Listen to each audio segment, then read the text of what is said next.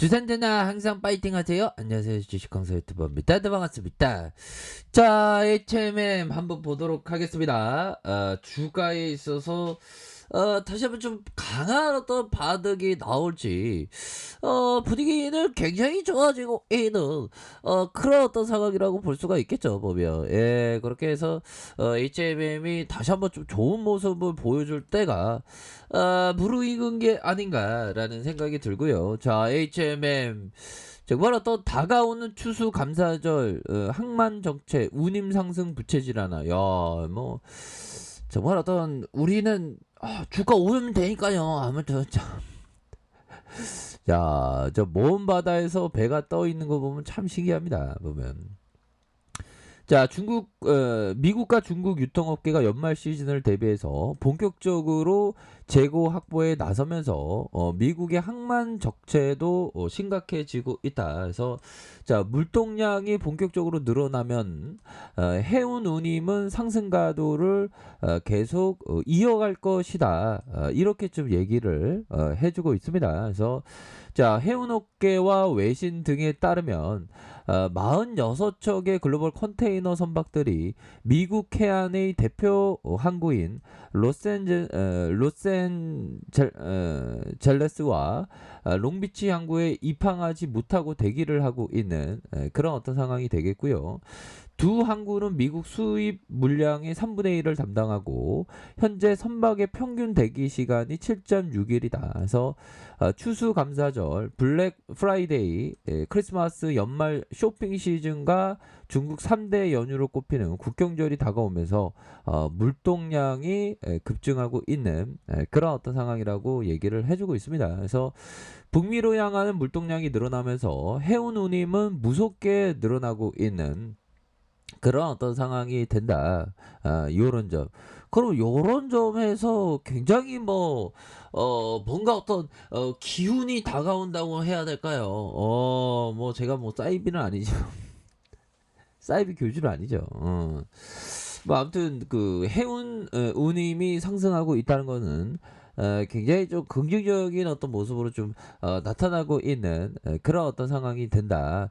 그래서 글로벌 해운 운임 지표와는 상하이 컨테이너 운임 지수가 17주 연속 최고가를 경신을 하고 있는 그런 어떤 상황이 되겠죠. 그래서 해운업계는 올해 연말까지 운임 상승이 계속될 것으로 예상을 하고 이 경우 수요는 넘쳐나는데 공급이 부족한 현상이 한 해 내내 이어질 것이다라고 강조하고 있습니다. 그래서 통상 하반기 물동량이 상반기보다 큰 데다가 신종 코로나 감염증의 보복 소비가 물동량을 더욱 부추길 가능성이 높다라는 점을 이렇게 얘기하면서 자, 항막 적체는 올해 초부터 계속되고 있지만 미국 소비 성수기를 앞두고 더욱 심해질 것이다.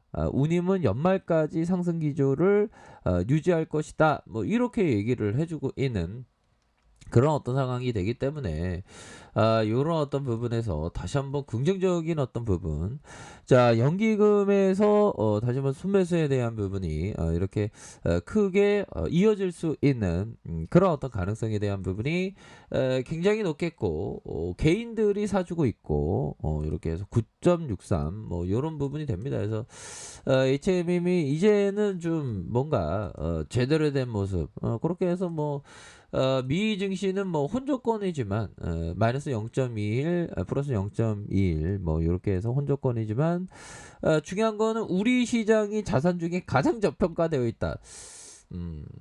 그런 거는 좀 약간 그렇네요. 그러니까 근데 부동산에 비해서는 되게 저평가된 거는 그 맞지 않나 뭐 이런 어떤 생각이 들기는 합니다. 보면. 자, 형들아, 우리가 항상 생각해야 되는 거 요 부분 한번 볼까요? 자, 하워드 막스 형이 얘기했던 자, 가치에 대한 확고한 확고한 신뢰 레버리지를 거의 또는 전혀 이용하지 않는다. 자, 장기적으로 투자할 수 있는 자본, 강한 배짱 등이 투자자에게 필요하다. 투자자에게 합니다. 자, 이런 어떤 부분을 항상 생각을 가지셔야 하는 그런 어떤 부분이 되겠다. 그래서 가치에 대한 확고한 신뢰, 레버리지를 거의 또는 전혀 이용하지 않는 장기적으로 투자할 수 있는 자본의 강한 어떤 배짱 등이 투자자에게 필요한 그런 어떤 부분이 되겠습니다. 피터 리치가 아니구나. 하워드 막스형입니다. 하워드 막스형. 이렇게 하니까 레버리지를 좀 이용하지 않는 거 이게 굉장히 중요하죠. 레버리지 이용하면 사람의 어떤 그 공포와 탐욕의 심리가 극단으로 되게 올라갑니다. 되게 힘들어요 보면.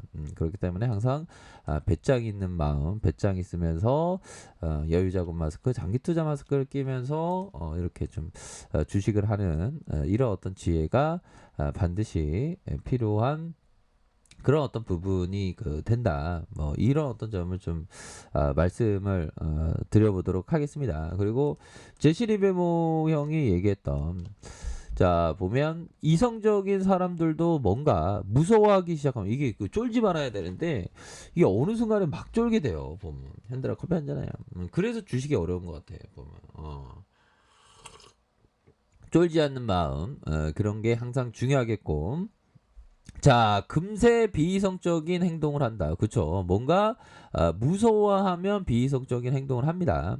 자, 사람들은 돈을 잃기 시작하면서부터 공포에 빠진다. 그리고 판단력이 손상되고 만다. 여기까지가 바로 우리가 인간의 진화가 도달하는 시점이다. 그래서 결코 부정할 수 없는 현실이고 주식시장에 살아남으려면 현실을 항상 생각해야 되는 그런 어떤 부분이 됩니다. 그런 어떤 현실을 항상 포커스를 둬야 하는 무서워하지 않고 공포와 탐욕을 이겨내는 그런 어떤 생각을 항상 하셔야 되는 그런 어떤 부분이 된다. 뭐 이렇게 좀 말씀을 드려보도록 하겠습니다. 그래서 주식 투자의 어떤 진리가 뭐 멀리 있는 게 아니라 우리들 가까이에 있는 그런 어떤 부분이 됩니다.